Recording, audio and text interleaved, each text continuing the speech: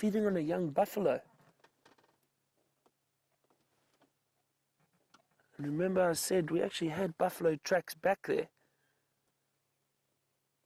These look like these two lionesses that we bumped into last night on our way back to camp. I'm not too sure, but I think this might be two lionesses from the Nkuhuma pride. I hope I'm saying that correctly.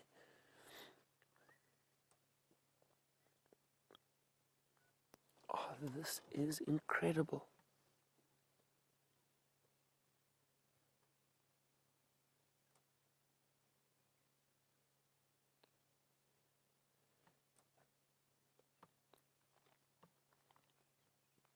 Now, watch closely while this lioness is feeding. Just something I'd like to point out, which is very interesting. See how she's chewing with the side of her mouth. And she's tearing away at that meat. Now, lions and other big cats have something that is known as a carnassial shear. What that is the teeth in the back of the mouth, the molars and the premolars. You can see she's chewing there again using those teeth. They are slightly sharpened. They end in a sharpened edge and they overlap each other, almost like a scissor motion.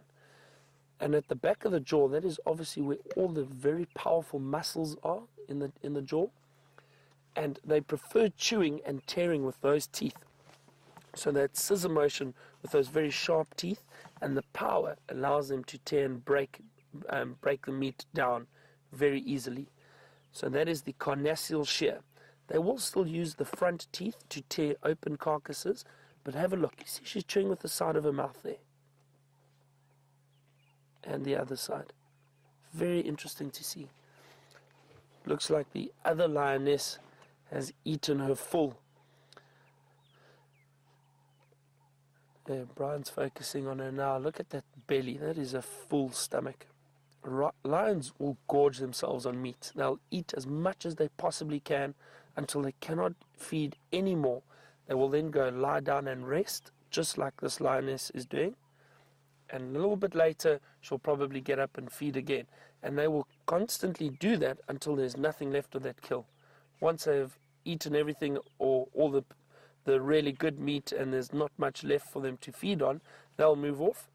And you might get other scavengers coming in, like hyena or potentially vultures, although this is a little covered and it's not a really large kill. So I don't think you would get a lot of vulture activity here. But you will get hyena and probably a few jackal coming and scavenging off of the remains.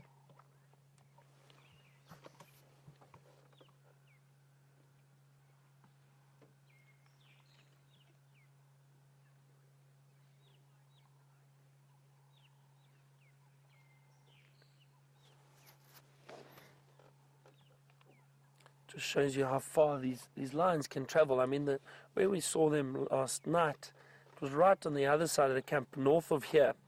We're kind of in the southern side of Djuma at the moment, and southwestern side, and they've travelled good 4 kilometers, 5 kilometers, but they can cover a large distance in the evenings especially, and that goes back to what I was saying earlier. You know, we don't really know how far these animals can travel, only from what we track and find in the morning, but in one evening they can cover huge distances, very active, and especially they will try and hunt under the cover of darkness. Lions are also ambush predators, so they try to use the evening to their advantage and sneak up on prey and stalk and hunt.